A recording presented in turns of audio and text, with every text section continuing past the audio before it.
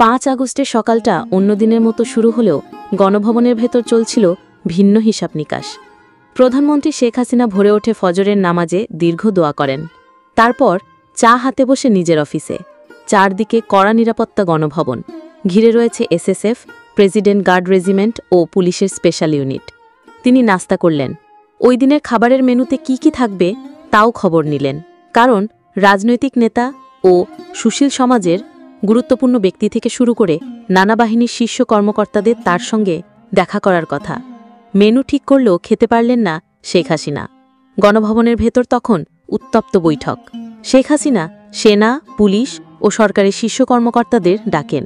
তারা গোয়েন্দা প্রতিবেদন তুলে ধরে জানান, ঢাকার পত্তন এখন কেবল সময়ের অপেক্ষা। সর্বোচ্চ 1 থেকে 2 ঘণ্টার মধ্যে নিরাপত্তা বাহিনীর প্রধানরা রক্তপাত এড়িয়ে পদত্যাগের পরামর্শ দিল। শেখ হাসিনা প্রথমে তা প্রত্যাখ্যান করেন।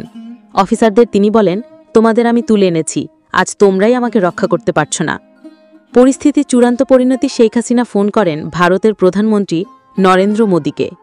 তাকে ভারতে যাওয়ার জন্য একটি বিমানের ব্যবস্থা করার অনুরোধ করেন তিনি। মোদী প্রথমে রাজি হলেও পরবর্তীতে তিনি জানান, কোনো আনুষ্ঠানিক প্রক্রিয়া ছাড়া বিমান পাঠানো হলে তা আন্তর্জাতিক আইন লঙ্ঘন হবে। পরিকল্পনা বদলে যায়, তড়িঘড়ি করে গুছিয়ে নেওয়া হয় 4টি সুটকেস। প্রথমে গণভবনের পাশে নির্ধারিত একটি জায়গা থেকে নিয়ে যাওয়া হয় শাহজালাল আন্তর্জাতিক বিমানবন্দর সংলগ্ন কর্মীটোলায় বিমানবাহিনীর বঙ্গবন্ধু ঘাঁটিতে। সেখান থেকে বাংলাদেশ বিমানবাহিনীর একটি C-130 পরিবহন বিমানে শেখ হাসিনা ও শেখ রেহানা ভারতের পথে যাত্রা করেন। গণভবন ত্যাগের পরেই সেনাপ্রহরা সরিয়ে ফেলা হয়। গণভবন ত্যাগ করার পরেই একজন শীর্ষ বেসামরিক আমলা বঙ্গভবনের রাষ্ট্রপতির কাছে শেখ হাসিনার পদত্যাগপত্র জমা দেন।